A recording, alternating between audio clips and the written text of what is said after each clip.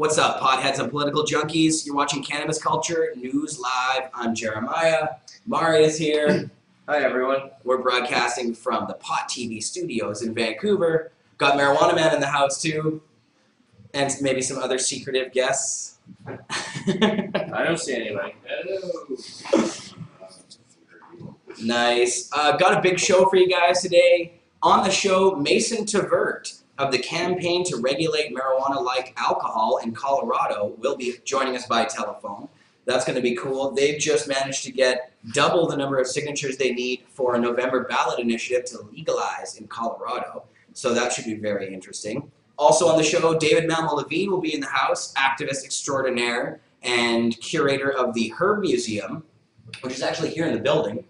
And it's not open right now, but hopefully it will be opening soon. And here he is, stepping through the door, Mr. David Malmo-Levine. Not a moment too That's right. soon. He'll be joining us on the show, and he's got some cannabis artifacts, I think, don't you, David? Well, I brought with me the candle woodcut. Oh. 1565 is the date of this. 1565. I think it was probably put out in the 1540s, but this edition was 1565. And I found some additional information on the author, the artist, and I even found a bit of a translation in Kristen Ratch's marijuana. So we could do a whole, We'll get to that. whole show about this. Whoa. Well, we won't do all of today's show about that. No, We'll definitely do a good chunk. And also, Dave, you'll tell people about Gatewood again. We talked a little bit about that on the Wednesday show. Gatewood Galbraith, the marijuana activist from Kentucky, died this week, which was very sad. But David will have some info, and actually there's stuff on the front page of Cannabis Culture right now if you'd like more info. So we're going to dedicate the show to him, and actually we'll dedicate it as well to my grandfather, who passed away this morning, sadly. My Opa. Yeah, it's too bad. He was 81 years old, and he had diabetes for a long, long time, so it was kind of expected. But dedicate the show to both of them. I'll miss you, Opa, as well. Okay, first thing I want to do before we get into anything, a little tiny bit of news at the front end. But I wanted to talk about we've been talking about on the show for a couple weeks, the Republican race for the nomination for their candidate for president, the guy who's going to challenge Obama. And Iowa had their caucuses last week, which were the first set of primary/caucuses they have in the U.S.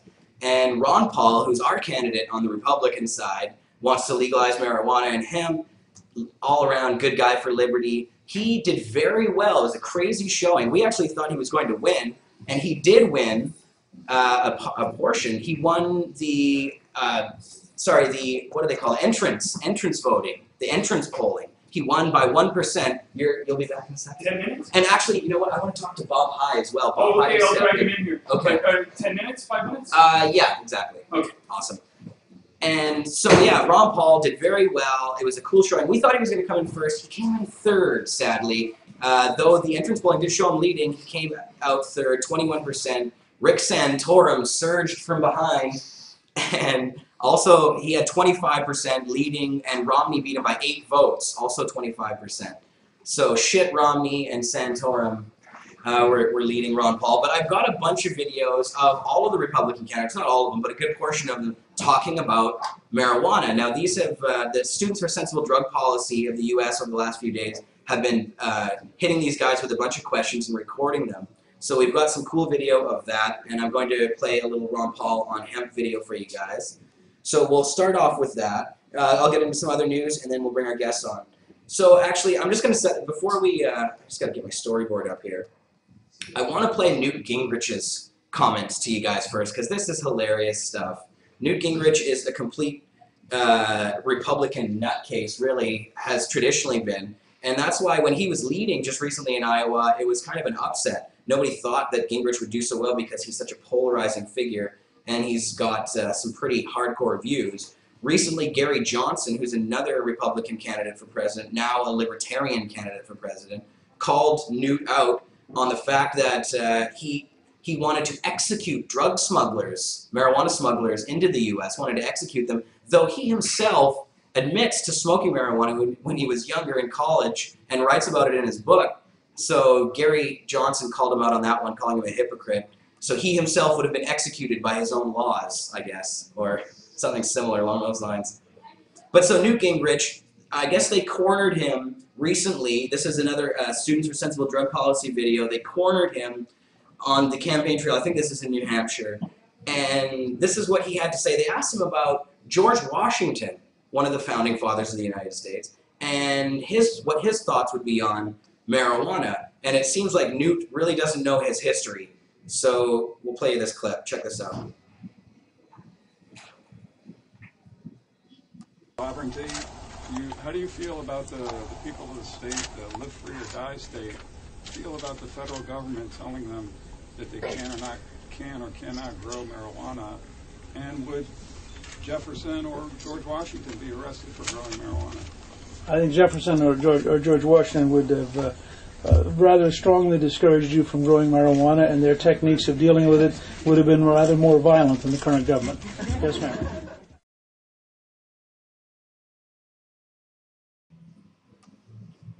Put the two next legs up. Right. On the tripod. Yeah, you can move it if you want to. We're going to do a little camera adjustment here. So that was Newt saying that George Washington probably would have arrested drug dealers. Now here's the crazy thing about that. I got it. Marius, that little thing there, that little turny thing, that'll make it go up and down. But just make sure she doesn't fall down when you do it. It's not going to go up lots more. There, no, it probably won't go up much more. That's okay though. But there's We got kind of a I'll low wait for the angle next thing clip going on. and then. All right. So Newt, anyways, says George Washington would have been against pot growers. But here's the thing, George Washington himself was a hemp grower. So he did grow marijuana, hemp, on his property. Not just him, other founding fathers did as well. But I'm just going to read you guys a little quote here from The Straight Dope, which is a cool site that has some pot history on it. Now, according to them here, it says, both Washington and Thomas Jefferson tried growing hemp on their Virginia farms with mixed success. Washington used some of what he grew to make hemp clothing worn by his slaves. So George Washington also had slaves. So I wonder how much we should really be looking to the founding fathers for too much guidance, seeing how many of them had slaves. But so he used hemp clothes to give his slaves. However, U.S. hemp exported to Britain often was of such poor quality that it couldn't be sold, and Washington was never able to return a profit on the crop, despite sustained effort. Jefferson also seemed to have grown hemp strictly for local consumption, from which we decided or deduced he couldn't make money at it either. In short, not only were Washington and Jefferson marijuana farmers, they were unsuccessful marijuana farmers. So and there's another little thing here. I guess Washington and Jefferson kept at it even though they couldn't make money, and Washington continued to tout the crop after he became president. Jefferson invented a better hemp break to separate the fibers from the stalks, something he thought was so important agriculturally that he refused to patent it. This tells us two things. First, Jefferson ran an advanced marijuana processing facility, and as Straight Dope says, second, he was a socialist. So I don't know about that, but both Jefferson and Washington traded seeds and plants with other farmers on a regular basis, and Jefferson wrote of receiving hemp seedlings from someone in Missouri, and it would have been only neighborly to send some Virginia seedlings back. And chances are Washington did the same. Couple this with the fact that the two men had at least tried to sell their hemp crops and were obliged to conclude Washington and Jefferson weren't merely, oh yeah, right, we read that already. They were marijuana dealers, it says actually. It says Washington and Jefferson weren't merely marijuana farmers, they were marijuana dealers because they were selling it, so trafficking. So Newt, go back to history class, buddy. In this Straight Dope thing, they speculate on whether or not Jefferson and Washington would have smoked marijuana. Now, it's possible they did, but there's no historical record of that. There's no evidence anywhere that they actually smoked it. There are a few misleading quotes out there that people attribute to Jefferson, I think, but that's all bogus stuff. They've never been sourced back to an actual publication. So interesting anyways. Thought that was funny about Newt. It just shows you some of the, I mean, he probably knows that. And I mean, what, the Constitution, the first drafts of it were written on hemp paper. And we'll see it in another little video here that comes up with Mitt Romney. But so not only was Newt cornered, Bob. Hey Bob, I wanted to talk to you before we get into this again. I wanted to talk to Bob High because, and Bob, come out here. Okay. This is artist Bob High. And I published something on Facebook yesterday, Bob. I took a bunch of photos of the Prince of Pot pinball machine that you designed and painted up. That was Green Commission, marijuana man. Ah, I see. Yeah, Show them the cartoon on the postcard I just handed you. This is some of Bob High's artwork, which is all over the building here and all through Cannabis Culture Magazine. We have postcards for sale. Postcards for sale, says art dealer David Malmo-Levine. Here's something. Look, it's Oh, you're gonna show them like this. Oh, This is the latest work. work in progress. Oh, Ken Kesey's nice. magic bus. Oh, further the magic Potato bus. chips turning into butterflies, winged armadillos. Very cool. Yeah, Bob, you do amazing stuff, and not all just Sugar cartoony. turbans. You do realistic stuff as well. Bob does all kinds of stuff. But David Malmo, where can people find more of his artwork online at the Herb Museum? Is that a place to Well, come? yeah, you can check out herbmuseum.ca and look at the art we have on sale there. Some of those pieces are already sold, and there's many more pieces that haven't been uploaded. And we have art auctions every couple of months. You can watch the homepage of Cannabis Culture for that. And if you're really serious about getting some Bob High, I've got the best collection in town for sale. You can contact me at malmolevine@gmail.com. Levine@gmail.com. That's right, and if I croak, the prices go up. Bob, do you remember when there was a rumor on that recently? I think he's starting. Yeah, probably. But the Careful. pinball machine, when did that get painted? Do you know how long ago that? My gosh, it would have to be almost a decade ago. Bought that for Mark for his 40th birthday. That's His right. 40th birthday. That's right, it's a birthday. And was that John's Jukes who worked on it or did something with it? Design, like, Well, that's where I bought it. That's Yeah. what you got. We took it apart ourselves and did it up ourselves. Bob We and I took designed gizmos. it. Yeah, that's Very fun. cool. And if you guys want to see the pinball machine, the Prince of Pot pinball machine, you can go to my Down Facebook by the account lounge. or stop by the lounge here and see it in person. Unfortunately, right now it's not operational. Sadly, I love playing it, but I will it's also going to be mention, soon though. Can I Bob- go way out? But you can. Thanks, Bob. All right, Thanks for man. coming One on more the show. Always nice. remember, if you have an idea you want to see turned into reality, Bob High, for a modest fee up front, will turn your dreams into cartoons or paintings. Bob High, artist for hire. Yeah, Yes. so you can contact Bob through me if you're serious about it.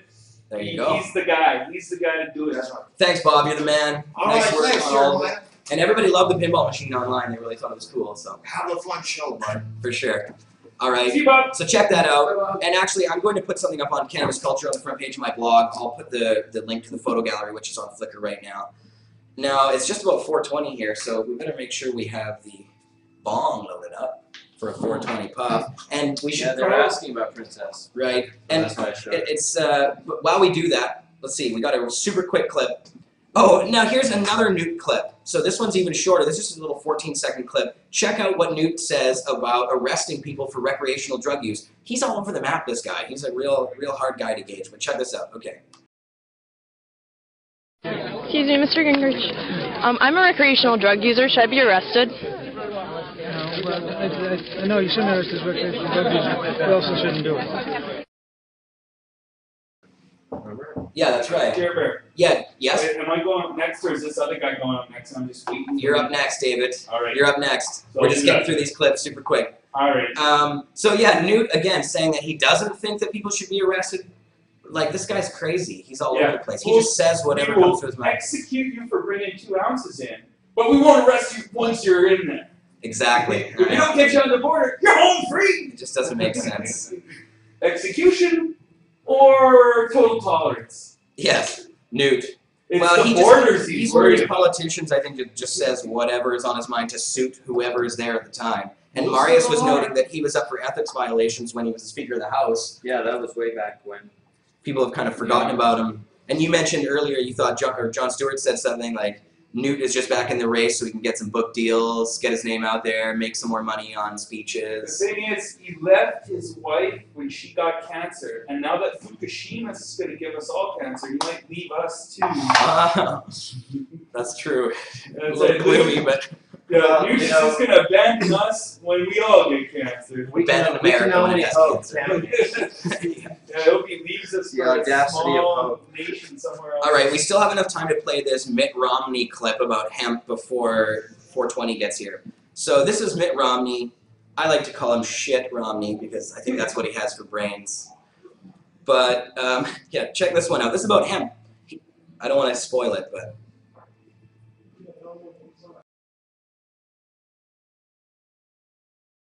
I want to know what thought about industrialized hemp?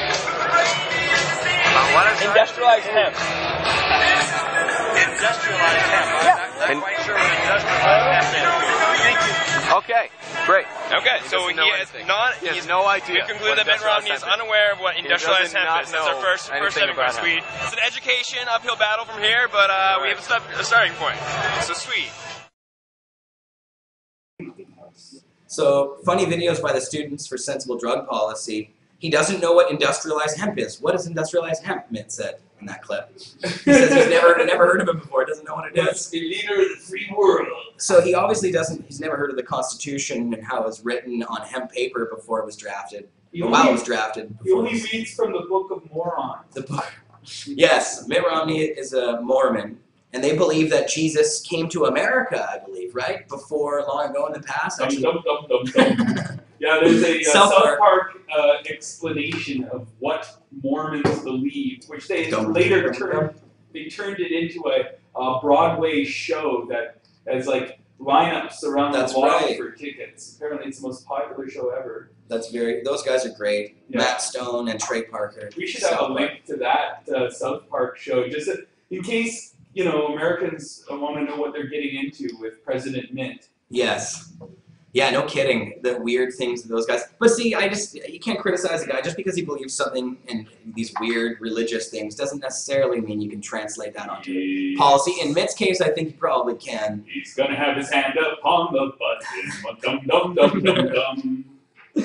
All right. So. Those were those videos. I do have one more, but before we do that, it's 420 right now, so happy 420, everybody. Marius, do you want to take this? Oh, you're lighting a joint, so he's on it. Marius is one prepared. That's right. Activist. And I'm gonna hit Princess. Just doing my job. You hit Princess? Fuck, man. Don't let Mark catch you doing that.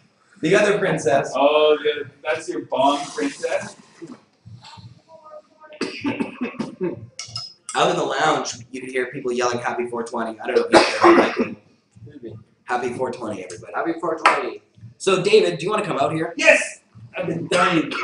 I was going to talk briefly about California celebrating its 1-year anniversary of decrim. Oh, yes, decrim. Nobody really noticed because everybody's got a medical card there. Yeah. It's not like people were getting busted left and right for possession of pot in the first place. Well, and so maybe tell people, David, about decrim in California and what exactly I mean by that. Well, decrim in California means that it's a $100 fine for possession, no possibility of getting put into cuffs, no possibility of jail. It's like a very expensive parking ticket. Right. And parking tickets are about $50, so it's like a double, like you were double parked. Right. 2 parking tickets. So, so better than jail, of course, in some ways, but also decriminalization, as you mentioned on the Wednesday show from Under the Influence with Marijuana Man. Decrim has its problems. Well, decrim is a way to, one, make sure that industrial hemp remains overregulated in Canada and prohibited in the United States. So that game is still going on. There's where they're making their billions, is on the synthetic fuel monopoly. Gatewood talked about that all the time. Right. And as long as that's in place, they don't care what happens to whether you get high, whether a few people make a few bucks selling medical marijuana. They don't want to see industrial hemp be free. So as long as you can have some kind of punishment, some sort of hysteria, some sort of discrimination, some rationale for having ridiculous laws around industrial hemp, they're happy. And decrim is just like that. It's like punishment light. It's like punishment switching. I'm good. I'm just a one-hit and quit kind of guy. Sure. A net widening effect in that more people end up getting punishment. In a lot of decrim jurisdictions, for example, Australia, they had an increase in the number of people going to jail for lack of being able to pay the fine. Right. In Portugal, they made it look like nobody was getting punished anymore, but what really was happening was you got a choice between a fine or treatment. So, and they said, hey, the number of people using marijuana is going down. Like, that's a good thing. So Portugal's bad. Singapore, it's decrim in Singapore. You don't get a criminal record for pot in Singapore. If it's over 500 grams, you get executed. And if it's under 500 grams, you have behavioral problems. You go into a re-education resort, and they give you a couple of years of forced labor, piss tests, group therapy for your marijuana addiction. So that's Decrim Singapore. Concentration camp? Yeah, then I've written all about this. All these are facts. You can look it up yourself. Just Google Decrim myths, Decrim facts. And it's an article for Cannabis Culture. So yeah, decrim sucks, and we should not be like witches who move from one kind of punishment to another kind of punishment to another kind of punishment for 500 years. We want to go and hold out for equal rights with the wine drinkers and the coffee bean enjoyers, and demand that, keep demanding it with one loud, steady voice until we get it. Right. That's the way to go. But do you think that there is some argument for incremental? Yeah, I'm all for incremental movements. Like, I would say our ultimate goal is a coffee bean model, because that's the one that makes the most sense. Now, an incremental step towards that is a medical model. Another incremental step towards that is a wine model. Those are incremental steps forward. But that is a difference between incremental steps forward and fatal compromises, which I think Prop 19 was and Decrim is. Right. It's a thing that sounds good on paper. It appears to be, it has all the right words attached to the name of it, but when you look at the details, it sucks ass. Right. You didn't like Proposition 19, the ballot initiative in California. No. A few years ago, but 2010, I guess. I really like the Regulate Marijuana Like Wine Act of 2012 because it prevents a monopoly from happening. Unlike the repeal initiative or any other initiative, it'll set up the type of regulations that everyone will have to go through to become a legal grower or dealer, especially a grower for commercial purposes. Right. Anybody can grow, and pretty much anybody can deal. I think the number of legal outlets to buy marijuana in a place like Los Angeles, by my calculations, if it's regulated like wine, will go up from 40 to over 11,000. So be one of the first 11,000 people in LA to set up your own pot cafe or wine tasting pot outlet, and you'll be good to go. And we're going to bring Mason Tvert on the show briefly, and he is working on a similar thing in Colorado right now. Yes. And it actually even has a similar name, the Regulate Marijuana Like Alcohol Initiative. But I wanted to talk about Gatewood before we move on. And just maybe, you did talk about Gatewood on the Wednesday show a little bit, but maybe give the audience a little lowdown on that whole situation. Well, yeah, Gatewood Galbraith, from my research, was one of the guys who took Normal and Keith Stroop and those guys to task for their support of Decrim. Back in the 1970s, they were having these conventions, Normal conventions, and Gatewood would speak up on behalf of the farmers and the gardeners of the day and said, look, we can't just keep pretending that this marijuana drops into the user's hands from the sky. Right. There's people who grow it, we need to look after those people too. There's people who deal it, we need to look after those people too. You can see, I quoted him from Blacklisted News, which is Dana Beale's publication, Overthrow, the Yippies. Yes. And the Yippies recorded... You gave me a great collection of their articles. Gave you a copy of that there. And because they preserve that history, we can learn that Decrim has always been resisted by a section of the movement that didn't want to settle for fatal compromises, that wanted equality and human rights and dignity and to just keep their eyes on the prize instead of getting distracted with these Decrim games that could go on forever. So yeah, Gatewood was that voice. Gatewood was the voice of the person who advocated a version of Decrim, which was very inclusive, and he said that we can't betray the people who built this community in the first place, the pioneers. That's right. And Gatewood also was not afraid to speak out against the evil empire and the forces, the powers that be.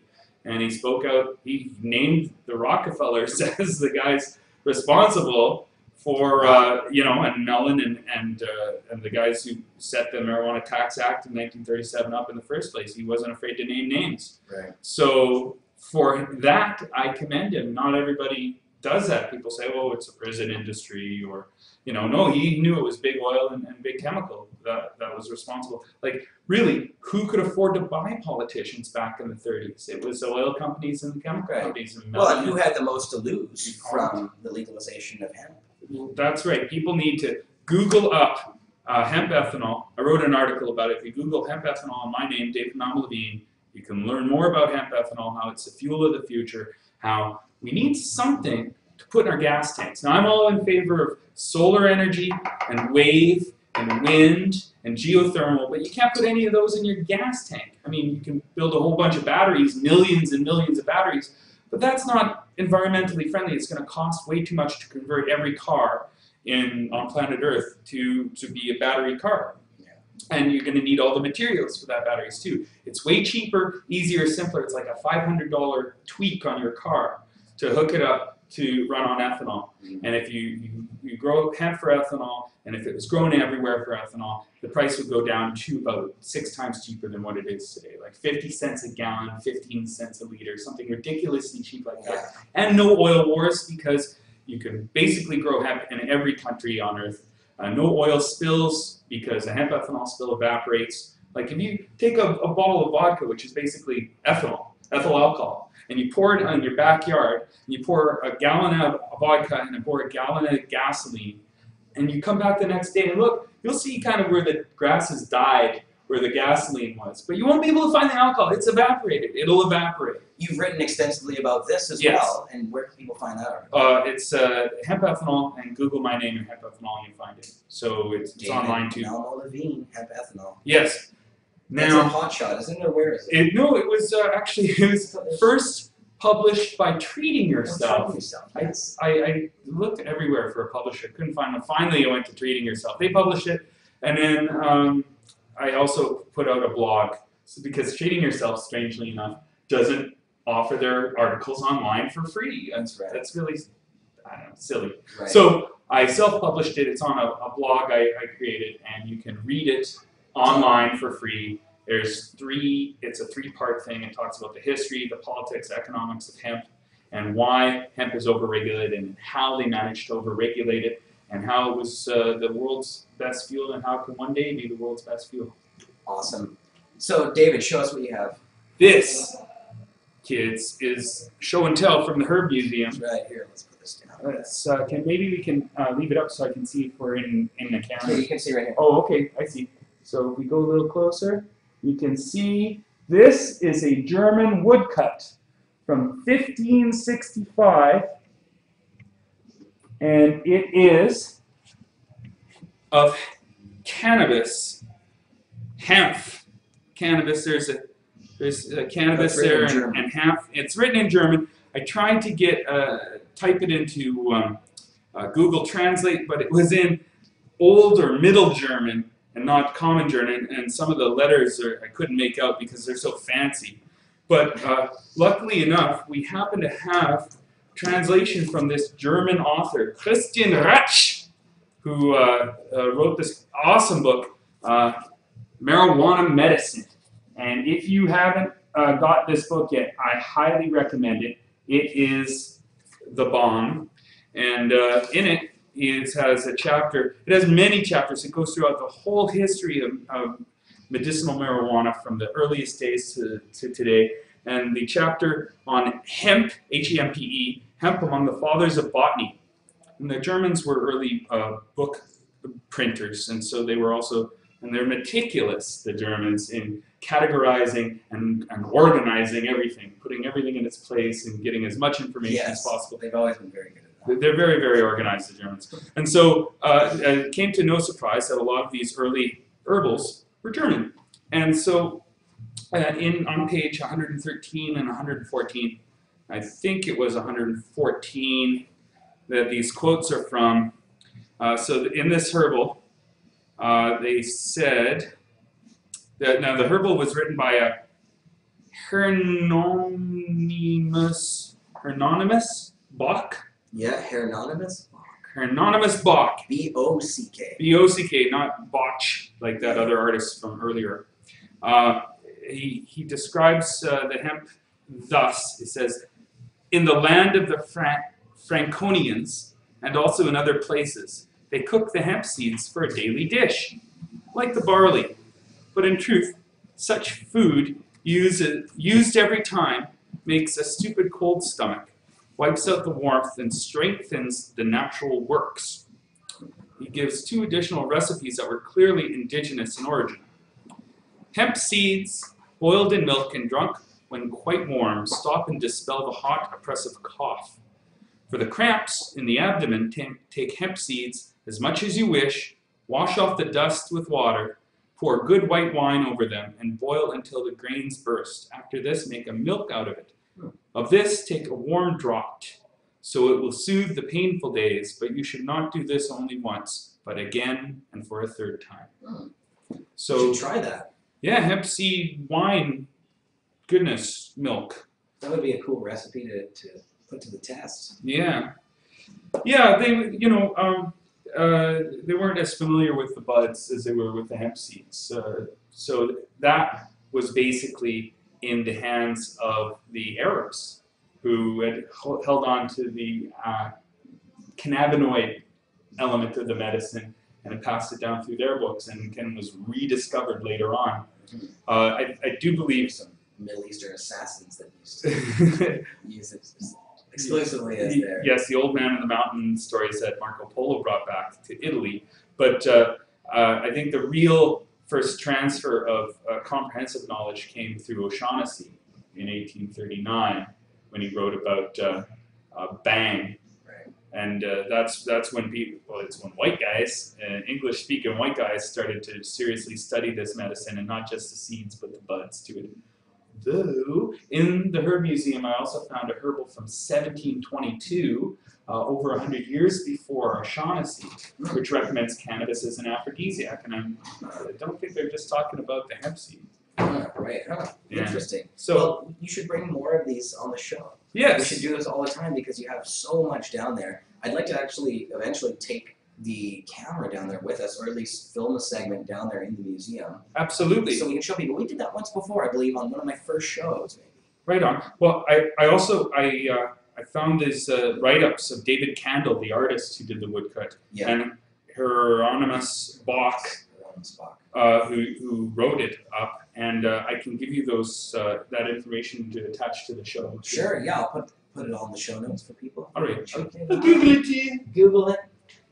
Email. Okay. So yeah, and also if you want to learn more about the Herb Museum, Yeah. the Herb Museum puts out these postcards and has art auctions and is online. Many of the artifacts is online Yes. at herbmuseum.ca. And I've seen a few photos that are being taken of new pieces and stuff. Oh yes, we have new pieces we're buying.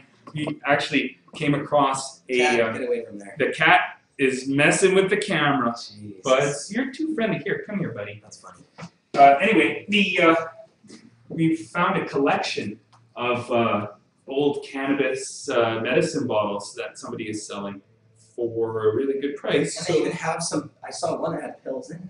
Well, more than one of the bottles has pills in it. Oh. But yeah, and we are acquiring this collection slowly over time. So there's going to be way more awesome cannabis medicine bottles, and even boxes, cardboard boxes that used to contain buds of medicinal marijuana, Wow. Pharmaceutical grade medicinal marijuana. Wow. You have From a company or something? Park Davis, the largest drug company in America at the time. Wow. I want to see those. Yeah, so we'll bring the box maybe next time Okay. for your next show. Sure. Yeah. Talk sure. about Well, I that. won't be doing a show next week, but the week after maybe. Okay, the week after that. So here, Buds. Buds, we have, this is the guy who moved the camera, and he's the Wow. friendliest pot cat in the building out of all 4 of them. He's the only one that really lets you pick him up without, Give me a kick or two. scratching your face and make you bleed. And he loves to be cuddled and come on by and say hi to Buds and pick him up and give him love because he He's loves it. huge too. There's Yeah, photos he's of a him. big kid. Here, he can do like reps, like 1, 2. Okay, you're very tolerant, Katie. Thank you very much for letting me play with you on camera. Awesome, David. That was excellent. Thanks for showing us that. Alrighty, You rock, buddy. have a great show. And Have so, a great but rest of your show. and the Hemp Museum isn't open now, but hopefully we will be opening it soon. The Herb Museum will one day be open and it will rock. But in the meantime, we got to jump through all the city hoops. And we're doing that. Yes, we're doing it every day. We're jumping through another hoop and filling out forms and sending in photos and getting inspected and doing more renos and saving up for renos. That's right. The city It's is a process. endless hoops. Endless hoops. The city Endless likes hoop. to hoop you. You definitely get hooped by the Yeah, city. you get hooped by the Awesome. city. Holy jumping. All right. Thanks, David. You're welcome. Have a Rock. great day. Marius, Hey, David. what do you think? Do you want to take this bong wrap? And then I'm going to bring Mason out here. All right. Thank you. All right. So you puff on that while I'm calling Mason here. We'll see if we actually can get through to him this time. I called him right before the show, and he must have been busy or something, but it's all set up. Colorado, Mason Tvert, Safer, Colorado. He's the executive director of. Everybody's saying thanks, DML, in the chat. Right on.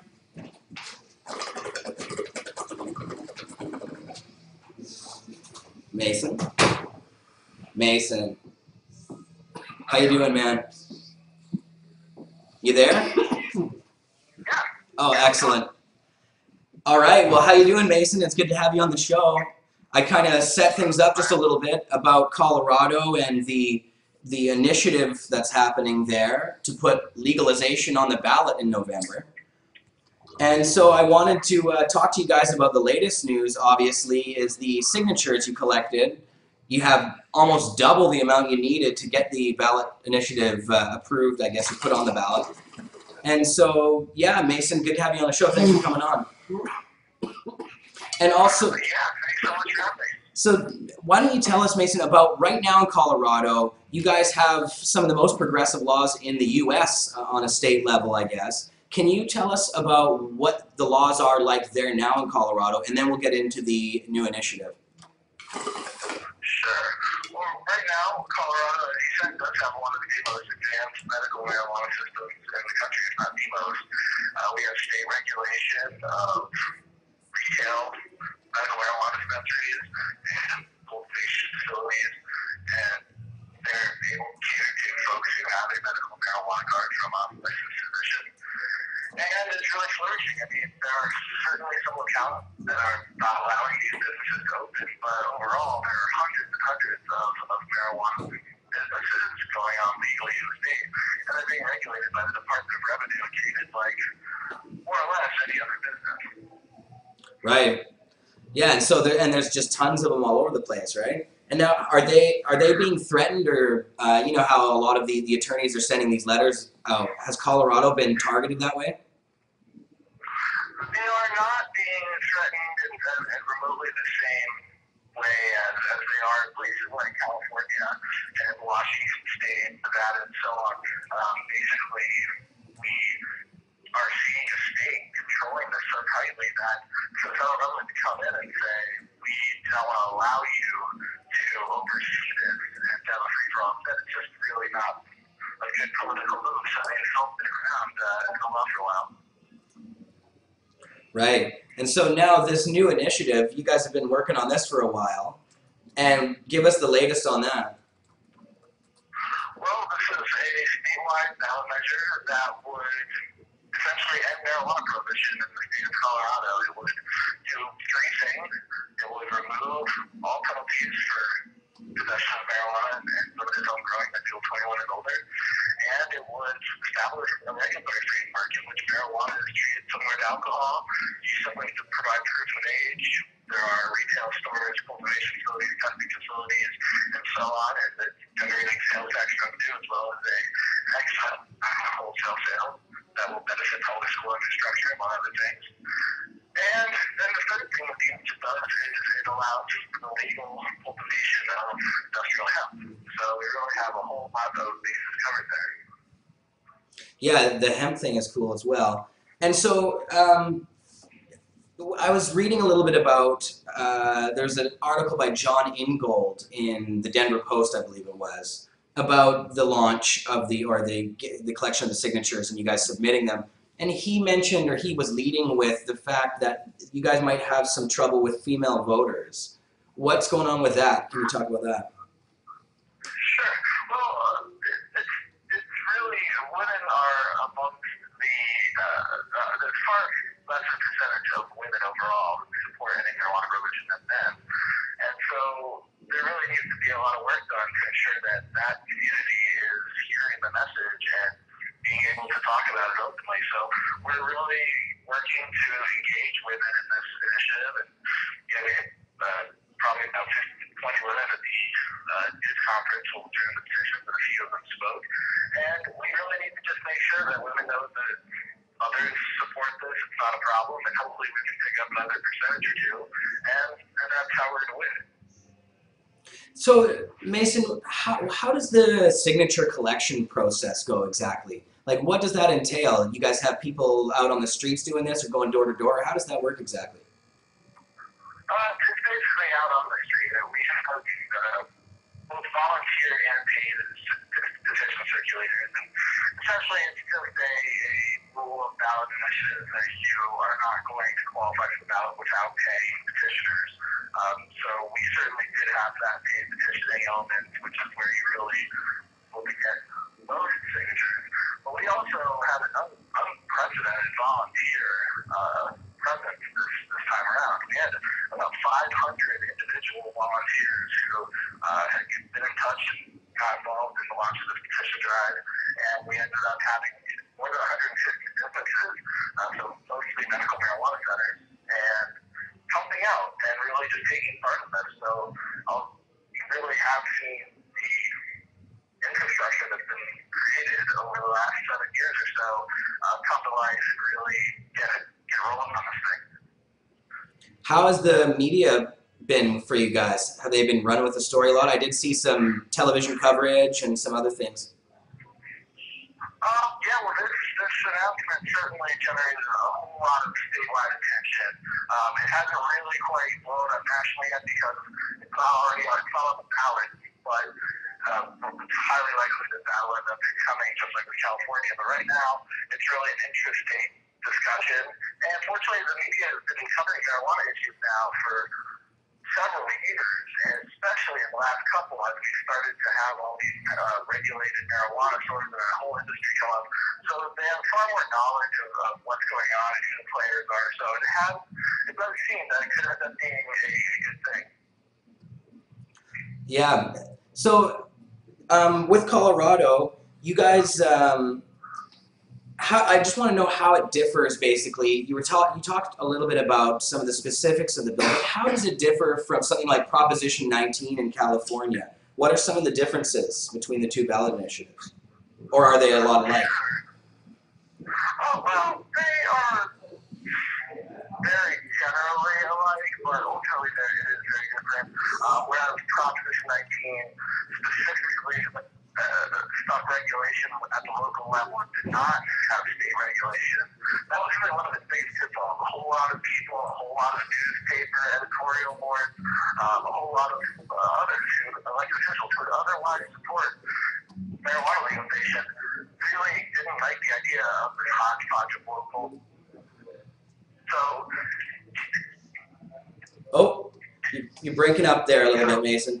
You there? Yeah, absolutely. So we're really creating a state-regulated system that has that type of oversight that they really want to see. So another difference is that there were certain elements of that initiative that we're seeing as having penalties for certain things, like being on young people, and we did not have any sort of increase in any penalties for anything in our initiative. And then third, the next largest thing is that they included an employment protection section, which really, this was where they basically put in there to suggest that employers would not be allowed to have their own drug testing policies involving marijuana, which wasn't truly the case, but really created a whole lot of opposition amongst the Chamber of Commerce and so on. So we did not include anything like that. We simply said, we're making marijuana legal. Private employers can continue to do whatever they want to do, but I'm confident that the culture will catch up, and it already is. They don't want to hire and fire, so those are really the biggest differences. So in California, I know they attempted to garner a lot of like celebrity support or people in the movement that really came out and support some of the bigger names. Are you guys working on anything like that? Some endorsements from people or anything? Yeah, absolutely. We're doing constant outreach, and this, for one of the first times ever, if not the first time, every large marijuana reform organization in the states came together to draft and bring forward this initiative. So not not just the organization I run, Safer, and our ally, Colorado, but the Marijuana Policy Project and the Drug Policy Alliance and NORML and Interceptable Drug Policy and Law Enforcement Information. So we started off immediately with this large coalition, and we brought on the ACLU of Colorado, the Colorado Control Percent Bar, city council members, former legislators. We're talking to a whole lot more. And once we really get on the ballot and this sort of thing, we're going to really start seeing a whole lot. Yeah, I bet it's going to really, well, and already, man, there's been a lot of excitement around it. And I know there's a few other states working on ballot initiatives as well, but yeah, Colorado seems like it could be the place. And so in terms of percentages of people who are supporting it now, is there polling around that? Like how many people would support something like this?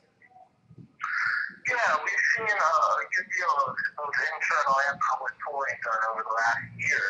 And what we've seen in support is basically anywhere from 49 to 54%, and opposition has been between 38 and 42%. So, the latest poll was a public one by Public Policy Polling, which is typically pretty reputable of the Colorado registered voters. It wasn't of likely voters, but the registered voters. And they asked if people think marijuana should be made legal, and we saw 49 in support to 40 against. And so we've got that good lead, we've got that head start because there has been so much discussion here. People are further ahead, but we really need to make sure they're comfortable with this come election day.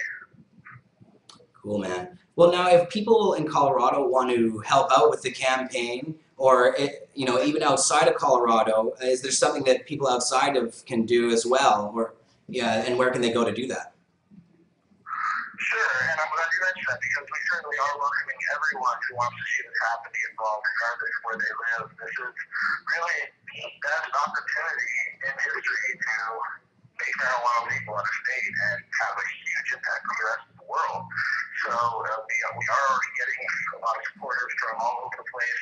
You can go to regulatemarijuana.org and sign up, and we're going to be doing things, much like we did in California a couple years ago, such as having call centers where people can call from anywhere around the country and try to talk to someone about this issue and really go through it in a professional manner. So there will be some stuff going on. So it's regulatemarijuana.org. Awesome. Mason, excellent work in Colorado. Thanks so much for coming on the show. We'll have you back on again soon if you'd like to come on, and we'll talk about how things are going. I know it seems like November's a long way from now, but it comes pretty quick. Yeah, absolutely. I would love to keep you posted.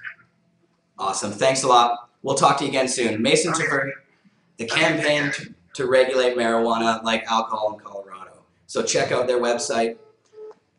That's very cool. I didn't have a chance to, before Mason came on, to actually play a little media video clip. I wanted to play this. I can't remember what station it's from. It's from one of the mainstream stations.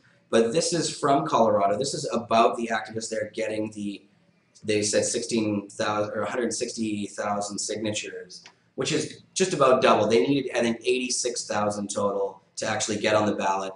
And something Mason told me before was that when they're doing the selection process, they have to get a certain percentage above that, and then if not, or a certain percentage above the ones they use. And if they don't, then they throw them all out. So, but he says they have so many that they'll be far above what they need. So anyways, check this out. This is some good video footage from the mainstream media. The bottom line is that the pro-marijuana industry is going to spend an incredible amount of money. Yes, it is. So get ready for a campaign unlike any you have seen before to legalize marijuana in Colorado. Today, pro-legalization forces united to take a major step toward getting a proposed amendment on the November ballot. They want to allow people 21 and older to possess an ounce of marijuana or less, and they want to tax the revenues and give much of that to the state's public schools. 9 News reporter Chris Vanderveen is at the state capitol this afternoon. Chris, supporters need 86,000 signatures to get this done, get it on the ballot. They turned in quite a bit more than that today. Mark, they turned in 160,000 signatures today. It's now up to the Secretary of State's office to determine which of those signatures is valid and which one of those may be invalid. But based upon the sheer number, it is assumed that this question is headed for the November ballot. Speaking of questions, you have to go back to 2006, Amendment 44. It didn't have the regulatory or taxing structure built in as this one does, but it went down by a fairly sizable margin. Since then, the environment's changed. We've seen a huge increase in the number of medical marijuana dispensaries. So now, under that environment, this new proposal. Good afternoon, everybody. Like it, love it, hate it, or loathe it. Behind me are 160,000 signatures. By the looks of things, this year, at the very least, you'll get your chance to talk about it. That shows how much support is out there. We believe Coloradans are absolutely ready to end the failed policy of marijuana prohibition. We're ready to lead the country on common sense marijuana reform. Brian Vicente falls into the love it camp. It's why he and a dozen or so others came here to advocate for it. This is something that adults can use responsibly. Treat marijuana in a manner similar to alcohol. Require purchasers to show proof of age and continue to criminalize driving under the influence. Oh, and tax it. The first $40 million is earmarked specifically in the initiative for public school construction every year. I think this is the next battleground. Colorado Attorney General John Suthers certainly falls into the loathe it camp. We are buying ourselves serious drug abuse problems for future generations, and I think we ought to think twice before we do that. As nearly 160,000 signatures made their way to the Secretary of State's office, he found himself worrying about the current environment. While alcohol and marijuana use were declining among teenagers for 10 years prior to 2008, alcohol use has continued to decline. Marijuana use among teenagers is skyrocketing. He'll fight it, and they'll fight back. This is something that we want to ensure is used appropriately and responsibly. All but guaranteeing a showdown to see who likes it and who doesn't. You already heard Attorney General Suthers said he expects a lot of money to be thrown at supporters of this particular initiative. What he doesn't expect is a lot of money to go in on the opposition side, the side that he is on. Both sides seem to agree that this now makes Colorado, like it or not, the epicenter of the legalization campaign in the country, at least as far as 2012 goes. And Mark, as we all know, even if it does pass in the state of Colorado, there is still the issue of federal law. Right. Under federal law, marijuana is still illegal. Right, exactly, which has been one of the big sticking points for the medical marijuana legislation. Absolutely, it's been that debate, but they would like to at least get it legalized on a statewide level. We'll see what happens. It's going to be Donnybrook. Chris Vanderveen reporting live. Chris, thank you very much. And while technically the Secretary of State could toss out enough of the signatures to invalidate the question, it is widely believed that they will have enough to get this on the November ballot. Cool. So Colorado, that's exciting, Marius. I'm excited. Yes, I'm excited about Colorado as well. And other states, Washington State has, well, the Washington State Initiative 502 is kind of a little creepy in some ways. Some of the DUI or whatever, the driving. It has some patients going against it, but it does appear to have had enough signatures. So it is coming up on the ballot in November. That's right. They also have theirs. But people like Doug Hyatt don't like it at all. There's a lot of pot activists in Washington who are campaigning against Initiative 502. So, and I guess they have another replacement one that they want, that they're pushing as well, right? So, and we'll get more into that later. Maybe we'll do a show about Washington, what's going on there. Also, other states, you were saying Oregon and others. Of course, California has the Regulate Marijuana Like Wine initiative that David Malmo has been working on a lot. Steve Cubby and those guys, so that looks good. This could be the year, 2012. I'm going to take another bomb. Well, it's the end of the Mayan civilization at the end of the year. Maybe that's what it is. The Mayans are like, once weed is legal, we don't need to keep time anymore. No, I don't know what that means. Marius' 2012 theories. Crazy 2012 theories from Marius. I like inventing crazy theories. David Bowie is going to take over the world. Really? Okay, well, that one's one of yours. That'd be okay. All right. Well, I didn't actually get to play all the videos I wanted to earlier, so I'm going to play the last two videos I have before the end of the show. And these ones, we were talking about the Republican nomination race and some of these morons who are in there. Newt Gingrich, Romney, what's industrial hemp? So I don't think I played the Santorum video. And that might sound like some sort of, I don't know if anybody really wants to see a Santorum video, but this one, I guess we have to. This is Rick Santorum. Okay. Oh, well, and for those of you who don't know, for those of you who don't understand my subtle humor, if you type in Santorum into Google, just go and type that in and see what you get. It's a little amusing. But here, where am I? I've lost myself. It was done by the creator of Savage Love after Mr. Santorum compared homosexual sex with bestiality. Right. And so they've Google bombed his name. This was a backlash. Yeah. And now Santorum means a frothy mixture of something or other. Yeah, just look it up. It's probably not appropriate to repeat on any sort of air, whether internet or not. Okay, watch this video and see the real Santorum here in action.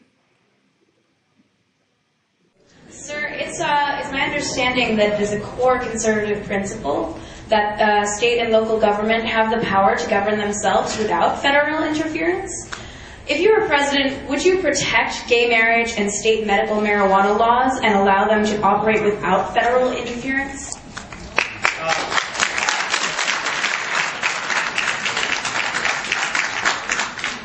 I believe that America is based on a certain set of core values, right?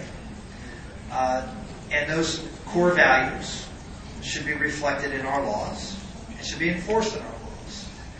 I don't believe that we can have 50 definitions of marriage in this country. I think that's an unworkable system. Why? That because we are a society that just to say that we should have 50 definitions of what life is. I don't think that works either. I think that there are certain things that are essential elements of society upon which society rests that we have to have a consensus on. And so that's why I believe on things essential as what is life and what life is protected under the Constitution should be a federal charge, not a state by state. And I'll use extreme examples, but because you're 19 years old and you're a female, you're allowed to live in this state, but because he's 30 years old and male, he's not. Well, obviously we're not getting there. That's an absurd example, but it is. Well, if you're a certain amount of gestational age, or if you were born and you can be, there's some states that advocated for mercy killings, for example, euthanasia. And you can be euthanized if you're in one state, but you can't be in another state. Those are things that I think are counter to the Constitution, which says, there are a certain set of values upon which we base our laws on. So I would make the argument that I would advocate for federal laws that deal with these issues from the standpoint of a constitutional amendment on the issue of marriage. I would do the constitutional amendment on the issue of life. Why? Because I think they are necessary elements, basic elements of society upon which we have to have consensus. And to move on to the second part of that question, the marijuana laws state by state. I guess I would take the opinion that the federal laws are laws that are in place right now that say that these are narcotics. Right? I don't know if whether I assume they are. I don't know. Sorry, they're not. Okay. All right. I don't know. I don't know my medical marijuana laws very well, to be honest. They're not. So, I know. I should know everything, but I don't. I apologize. I'm trying my best. But there are. I think I feel that they're a hazardous thing for society, and so I formed that opinion from my own life experiences and having experienced that. I went to college too.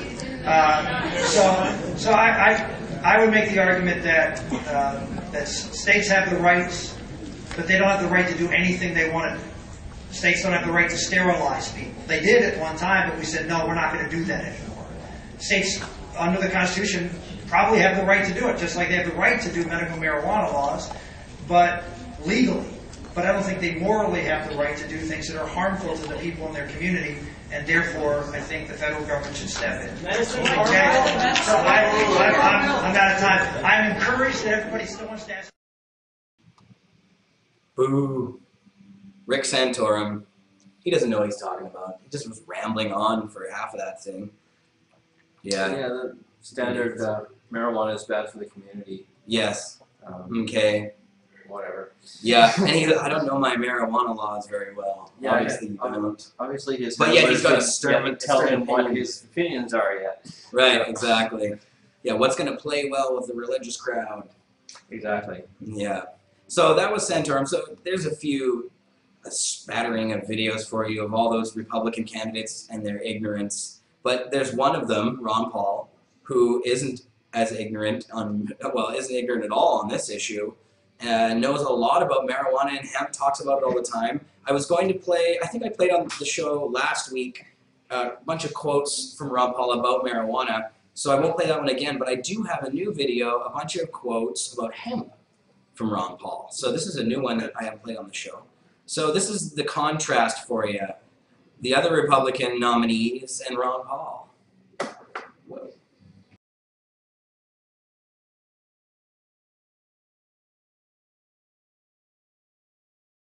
It's also led to some really, really silly stuff. Like, we can't grow hemp in this country. They're afraid you might smoke it. Somebody told me once, and I checked this out because I wasn't going to actually test it and see if this is true. If you want to get high on hemp, you have to smoke a cigarette as big as a phone pole. That if you want to smoke and get marijuana out of hemp, you have to have a marijuana cigarette as big as a telephone pole.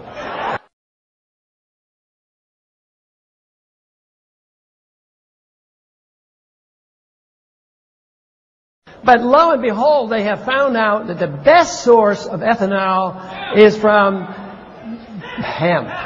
They ought to recognize the fact that the best source of ethanol is not corn. Sugarcane is a lot better, but the best source is hemp. And what do? We go to jail if we raise hemp.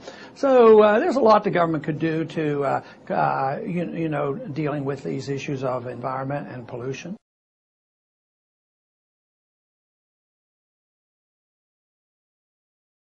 Because marijuana is illegal and because the plant looks a little bit like hemp, we're not allowed to raise hemp in this country. It would mean that the people in this country could grow this very, very dangerous product called hemp. Hemp is a very, very good product, but hemp is a fantastic product. It makes better alcohol. I mean, it makes better ethanol than does corn. It makes clothes. It has all kinds of product. It was very helpful in World War II. They were encouraged to grow it. It was useful in the war effort. You can make clothes and medical problems and food products out of hemp.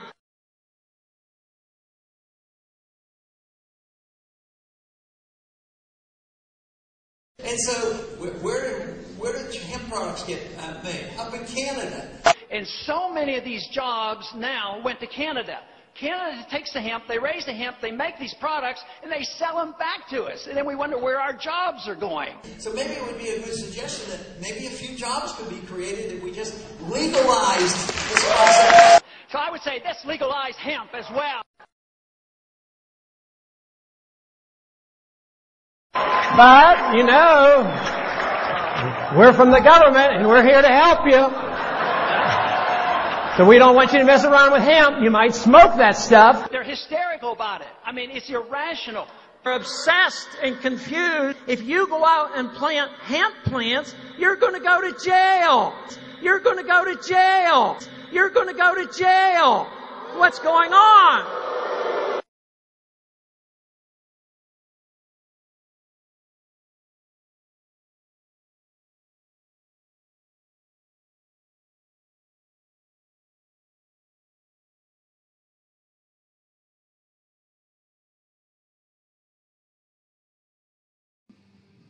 Right.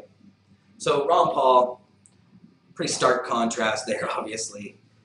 The only other, Gary Johnson's not even a Republican anymore. He's a libertarian. candidate for president now. So Ron Paul's the only good Republican out there on that side of the fence, I think, definitely in the race for president. So yeah, I hope that Ron Paul would do a little bit better in Iowa, but I do believe that he still gets the same number of delegates as Romney and Santorum, even though he was just a few 4 percentage points behind them in the end. I'm pretty sure. I should verify that actually. But anyway, if you're from the U.S., think about supporting Ron Paul. You might not agree with him on every issue, but on that issue, he's pretty good. So anyways, guys, I just wanted to show you a little bit of this cotton candy here. I don't know if the camera can really see that. A little higher. A little higher. There you go. Perfect. Now you got it. Will it zoom in? It doesn't really zoom in, but it's good stuff. I'm gonna walk over here. Check that out. And Marius, you want another bong rip, or should I take this one? I think it's your turn. Is it my turn? All right. I believe in fairness and equality. I thought I just took one, but I could be wrong. See, is that short-term memory loss? It's not a problem. I'll take it, though. I'll give you one right afterwards, so no worries. Got started. Gosh darn it, anyways. And we found out that you can actually get big bongs like this still. You still can get them, yeah. At CCHQ, you can order them from High Guy. High Guy isn't gone. It's still around. But you can't get this specific one that has the red top that's 36 inches long like this one is. There's other ones that are bigger than this, even though I think you can get. So it's not the size thing, it's just that this very specific one you can't get. It's about that. Just continue. I guess.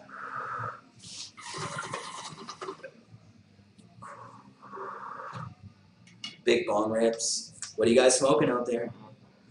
We've had like 60 to 70 viewers on the show the whole time we've been going, which isn't bad for us. All right, and Marius, I'll load one of these up for you. All right. And yeah, the chat. We do watch the chat during the show, so we're not ignoring you guys completely. We see some of the stuff that you guys are talking about. Yeah, I've been trying to keep an eye on it. Yeah. This show. Yeah, they were asking for you on the Wednesday show, Marius, in the chat. Oh. They always ask if it's Jeremarius. Jeremarius. Oh, we started a thing. All right, I must come back on Wednesdays. Yes, Wednesdays are fun. And if you don't watch the Wednesday show, I'm sure if you've seen this show, you know about the Wednesday show. At 4 o'clock on Wednesday, Pacific time, Marijuana Man and Al the Alchemist show from Under the Influence. Lots of buds. We did a bong show last episode. And you can find all of those actually on cannabisculture.com or on our live stream channel, pod.tv. You just go to pod.tv, there's links to all of the content that we record. Oh yeah.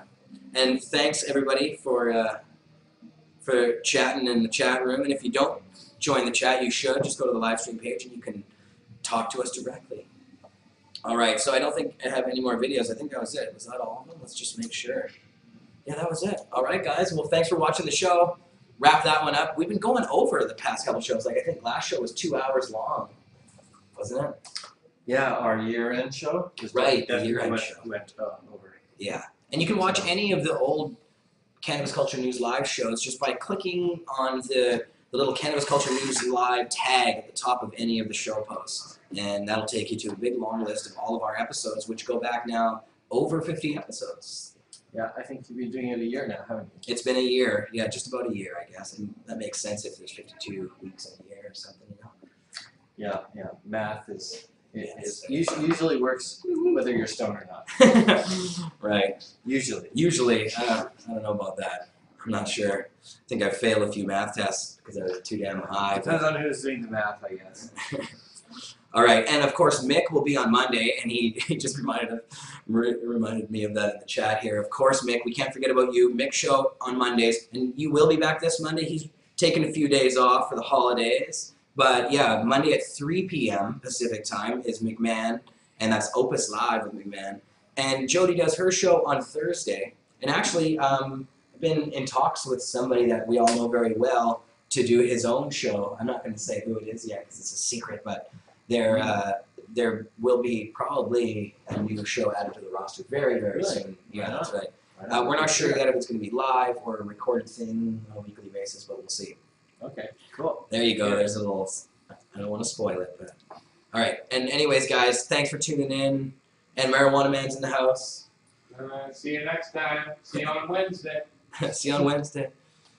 All right. Marius, thanks for being on the show. Big thanks to Mason Tvert from the Colorado effort to legalize down there. And big thanks to David Malmo-Levine. Go to herbmuseum.ca to check out more of those cool artifacts. That was pretty awesome. And I definitely want to bring Malmo back on the show. We'll show you more of those artifacts. He's got so many of them down there. It's just a crime that they're all bottled up.